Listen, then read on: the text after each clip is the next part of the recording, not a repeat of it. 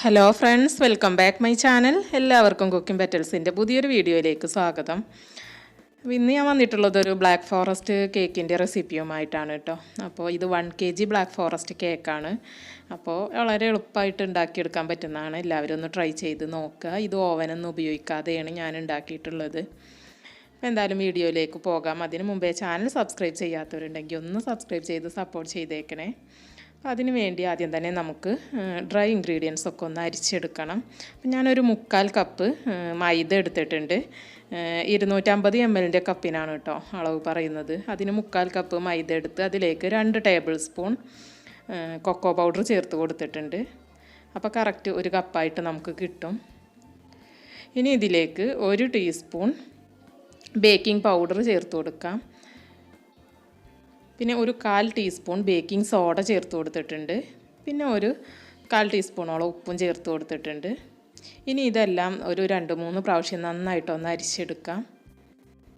അപ്പോൾ ഒരു 3 തവണ അരിച്ചെടുക്കുക കേട്ടോ. അപ്പോൾ ഇത് കറക്റ്റായിട്ട് മിക്സായി കിട്ടും. അപ്പോൾ ഈ ഒരു സ്റ്റെപ്പ് അവോയ്ഡ് ചെയ്യാണ്ടിരിക്കുക. എന്തായാലും നന്നായിട്ട് മിക്സ് ചെയ്യാൻ ശ്രദ്ധിക്കുക. ഞാനിതൊരു 3 പ്രാവശ്യം അരിച്ചെടുത്തിട്ടുണ്ട്. ഇനി ഇത് ഇവിടെ മാറ്റി വെക്കാം. എന്നിട്ട് നമുക്ക് ഇതിലേക്കുള്ള വെറ്റ് ഇൻഗ്രീഡിയൻസ് റെഡിയാക്കി എടുക്കാം. അപ്പോൾ അതിന് വേണ്ടിയിട്ട് നല്ല വെള്ളത്തിൻ്റെ നനവൊന്നുമില്ലാത്ത നല്ല ഡ്രൈ ആയിട്ടുള്ളൊരു പാത്രം എടുക്കുക. അതിലേക്കൊരു 4 കോഴിമുട്ടയാണ് ഞാൻ എടുത്തിട്ടുള്ളത്. അപ്പോൾ 1 kgയുടെ അളവാണ് കേട്ടോ പറയുന്നത്. ഇനി ഇതിലേക്ക് 1 ടീസ്പൂൺ വനില എസൻസ് ചേർത്ത് കൊടുക്കാം. അപ്പോൾ ഈ മുട്ടയുടെ സ്മെല്ലൊന്നും ഉണ്ടാവില്ല. ഇനി ഇത് നന്നായിട്ട് ബീറ്റ് ചെയ്തെടുക്കണം. അപ്പോൾ ഈ മുട്ട ഒന്ന് നന്നായി ബീറ്റ് ചെയ്തതിന് ശേഷം നമുക്ക് ഇതിലേക്ക് 1 കപ്പ് പഞ്ചസാര പൊടിച്ചത് ചേർത്ത് കൊടുക്കണം. പൊടിച്ച പഞ്ചസാരയുടെ അളവാണ് കേട്ടോ 1 കപ്പ്. പൊടിക്കാത്ത പഞ്ചസാരയാണെങ്കിൽ ഒരു 1/4 കപ്പ് എടുത്താൽ മതിയാവും. അപ്പോൾ ഇനി ഇത് 2-3 പ്രാവശ്യമായിട്ട് വേണം കേട്ടോ ചേർത്ത് കൊടുക്കാനായിട്ട്, ഒരുമിച്ച് ചേർക്കരുത്. എന്നിട്ട് ഇത് കുറേശ്ശെയായിട്ട് ചേർത്ത് കൊടുത്തിട്ട് നമുക്ക് നന്നായിട്ട് ബീറ്റ് ചെയ്തെടുക്കണം. അപ്പോൾ ഒരുമിച്ച് ചേർത്ത് കഴിഞ്ഞാൽ അത് കട്ട പിടിക്കാൻ സാധ്യത ഉണ്ട്. അപ്പോൾ ഒരു 3 പ്രാവശ്യമായിട്ടാണ് ഞാൻ ചേർത്ത് കൊടുത്തിട്ടുള്ളത്. ഇനി ഇത് നന്നായിട്ട് ഫ്ലഫി ആയിട്ട് വരുന്നത് വരെ നന്നായിട്ട് ബീറ്റ് ചെയ്തെടുക്കണം. അപ്പോൾ ഈ ഒരു എഗ്ഗിൻ്റെ ഈ ഒരു യെല്ലോ കളറൊക്കെ പോയിട്ട് ഒരു വൈറ്റ് കളറിലേക്ക് മാറും. അതുവരെ നന്നായിട്ട് ബീറ്റ് ചെയ്തെടുക്കുക. നന്നായിട്ട് പൊങ്ങി വരും കേട്ടോ നന്നായിട്ട് ബീറ്റ് ആവുന്ന സമയത്ത്. അപ്പോൾ അതുവരെ നന്നായിട്ടൊന്ന് ബീറ്റ് ചെയ്തെടുക്കുക. അപ്പോൾ ഇതൊക്കെ നല്ല ഫ്ലഫിയായി വന്നിട്ടുണ്ട്. ഈ സമയത്ത് ഇതിലേക്കൊരു 2 ടേബിൾ സ്പൂൺ സൺഫ്ലവർ ഓയിൽ ചേർത്ത് കൊടുക്കണം കേട്ടോ. എന്നിട്ട് അത് നന്നായിട്ടൊന്ന് മിക്സ് ചെയ്തെടുക്കുക. അപ്പോൾ ഒരുപാട് സമയം ബീറ്റ് ചെയ്യേണ്ട ആവശ്യമില്ല. ഓയിലൊന്ന് മിക്സ് ആവുന്നത് വരെ ജസ്റ്റ് ഒന്ന് മിക്സ് ചെയ്ത് കൊടുക്കുക, എല്ലാ ഭാഗത്തേക്കും ആവുന്നത് വരെ. അപ്പോൾ അത് ഇതിൽ പെട്ടിട്ടില്ല. എൻ്റെ ക്യാമറ സമയത്ത് ഓഫായി പോയിട്ടുണ്ടായിരുന്നു. അപ്പോൾ 2 ടേബിൾ സ്പൂൺ സൺഫ്ലവർ ഓയിലും കൂടെ ചേർത്ത് കൊടുക്കുക കേട്ടോ, ആരും മറക്കണ്ട. അപ്പോൾ നന്നായി ഫ്ലഫിയായി വന്നിട്ടുണ്ട്. ഇനി നമ്മൾ നേരത്തെ അരിച്ച് മാറ്റി വെച്ചിട്ടുള്ള ഡ്രൈ ഇൻഗ്രീഡിയൻസ് ഇതിൽ ചേർത്ത് മിക്സ് ചെയ്തെടുക്കണം. അപ്പോൾ ഒരുമിച്ച് ചേർത്ത് കൊടുക്കരുത് കേട്ടോ. 2-3 പ്രാവശ്യമായിട്ട് ചേർത്തിട്ട് ഫോൾഡ് ചെയ്തെടുത്താൽ മതി. അപ്പോൾ ഹൈ സ്പീഡിലൊന്നും ചെയ്യാതെ സാവധാനം ഇങ്ങനെ ഫോൾഡ് ചെയ്തെടുക്കുക. അപ്പോൾ 2-3 പ്രാവശ്യമായിട്ട് എല്ലാം നമുക്ക് ഇതുപോലെ മിക്സ് ചെയ്തെടുക്കാം.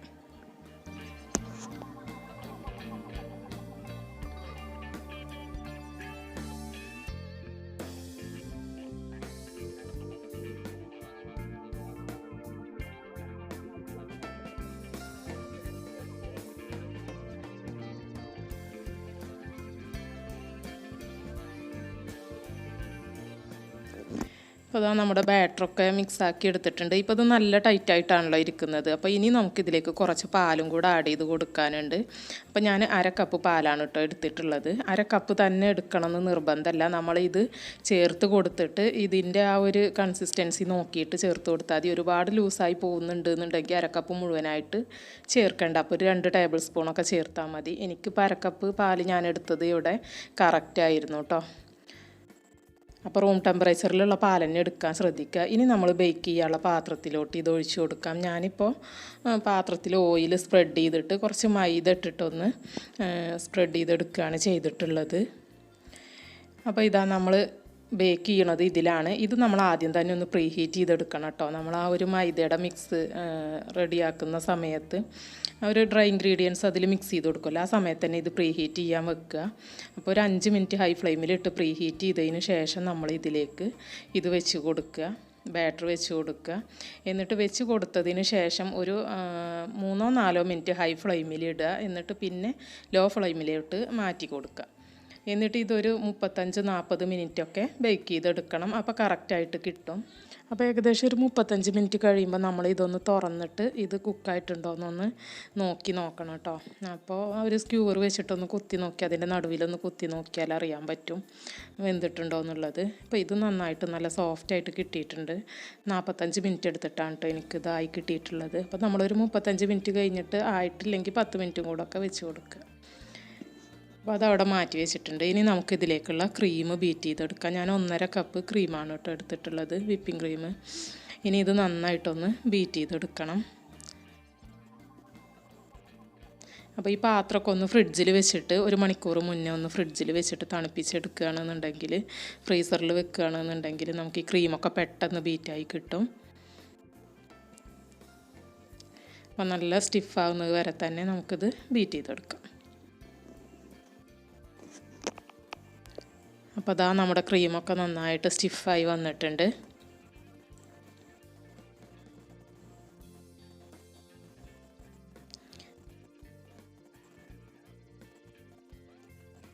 നമുക്ക് നമ്മൾ നേരത്തെ മാറ്റി വെച്ചിട്ടുള്ള കേക്ക് ഒന്ന് 3ആയിട്ടൊന്ന് കട്ട് ചെയ്തെടുക്കാം. അപ്പോൾ ഈ കേക്കിൻ്റെ മുകളിൽ ഈ സൈഡിലൊക്കെ ഈ കളറ് മാറിയിട്ട് കാണുന്നത് ഞാൻ ആ പാത്രത്തിൽ മൈദ സ്പ്രെഡ് ചെയ്തുകൊണ്ടാണ് കേട്ടോ. ആ ഒരു മൈദയാണ്. അപ്പോൾ അതുമ്മേൽ പിടിച്ചതാണ്. അത് കുഴപ്പമൊന്നുമില്ല, നല്ല തന്നെയാണ്. അത് അവിടെ ഡ്രൈ ആയിട്ടൊന്നുമില്ല കേട്ടോ.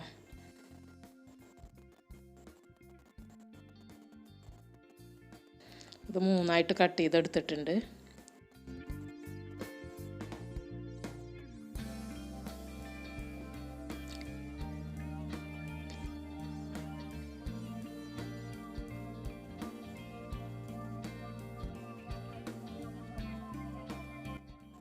ഇനി കുറച്ച് ക്രീം നമുക്ക് ഈ ബോർഡിൽ തേച്ച് കൊടുക്കാം. എന്നിട്ടൊരു പീസ് അതുമേൽ വെച്ച് കൊടുക്കാം.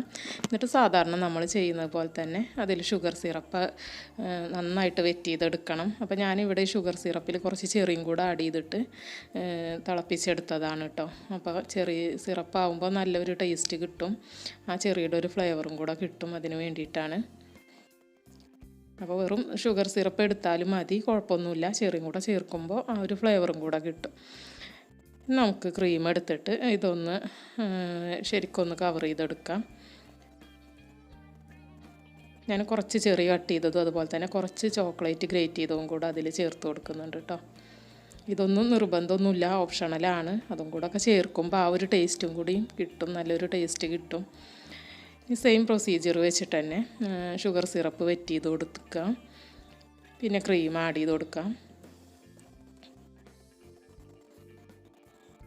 അതിന് മുകളിൽ ചെറിയും അതുപോലെ ഗ്രേറ്റ് ചെയ്ത ചോക്ലേറ്റൊക്കെ ഇട്ട് കൊടുക്കാം. അപ്പോൾ സെയിം പ്രൊസീജിയർ വെച്ചിട്ട് തന്നെ നമ്മൾ ആദ്യത്തെ ലെയർ ചെയ്ത മാതിരി തന്നെ അടുത്ത ലെയറുകളും ചെയ്തെടുക്കാം.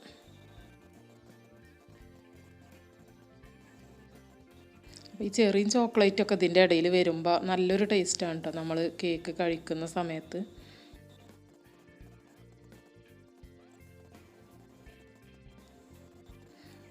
അപ്പോൾ അതാ 3ആമത്തെ ലെയറും വെച്ച് കൊടുത്തിട്ടുണ്ട്. നമ്മൾ ഈ ഷുഗർ സിറപ്പ് ചേർക്കുമ്പോൾ നന്നായിട്ട് തന്നെ വെറ്റ് ചെയ്തെടുക്കാൻ ശ്രദ്ധിക്കുക കേട്ടോ. അപ്പോഴേ ഉള്ളൂ ആ ഒരു കേക്കിന് അതിൻ്റെ ആ ഒരു നല്ല ഒരു സോഫ്റ്റ്നെസ് കിട്ടുള്ളൂ.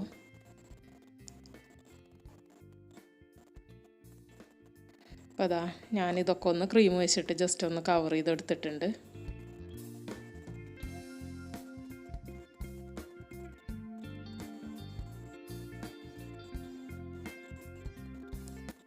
അപ്പോൾ നമ്മൾ പുറത്തേക്കൊക്കെ കൊടുക്കാനൊക്കെ ഉണ്ടാക്കുന്നവരാണെന്നുണ്ടെങ്കിൽ നല്ല ഫിനിഷായിട്ട് തന്നെ ചെയ്യാം കേട്ടോ. ഞാനിപ്പോൾ ഇത് ഞങ്ങൾക്ക് വീട്ടിൽ കഴിക്കാൻ വേണ്ടിയിട്ട് ഉണ്ടാക്കിയതാണ്. അപ്പോൾ അത്രയ്ക്ക് അങ്ങോട്ട് ഫിനിഷായിട്ടൊന്നുമില്ല. അപ്പോൾ ജസ്റ്റ് നമുക്ക് കഴിയുന്ന പോലെയൊക്കെ ഡെക്കറേഷൻ ചെയ്യാം. അത് ഓരോരുത്തരുടെ കഴിവിനനുസരിച്ചൊക്കെ ചെയ്യാം. ഞാനിവിടെ ജസ്റ്റ് ഇതിൻ്റെ ഈ സൈഡിൽ കൂടെ ഒരു ഫ്ലവർ വരച്ച് കൊടുത്തിട്ടുണ്ട്. പിന്നെ കുറച്ച് ചോക്ലേറ്റ് ഗ്രേറ്റ് ചെയ്തെടുത്തത് അതിൻ്റെ മുകളിൽ ഇട്ട് കൊടുക്കുക.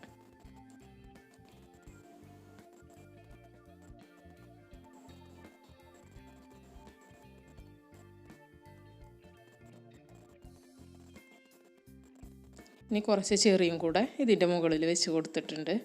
അപ്പോൾ ഡെക്കറേഷനൊക്കെ ഓരോരുത്തരുടെ കഴിവിനൊക്കെ അനുസരിച്ച് ചെയ്യാം കേട്ടോ. ഇനി ബാക്കി ചോക്ലേറ്റ് ഗ്രേറ്റ് ചെയ്തെടുത്തത് ഞാനിതിൻ്റെ സൈഡിലൊന്നിങ്ങനെ വെച്ച് കൊടുക്കുന്നുണ്ട്. അപ്പോൾ അതിൻ്റെ 4 സൈഡിലും എല്ലാ വശത്തും ഒന്ന് വെച്ച് കൊടുക്കുക.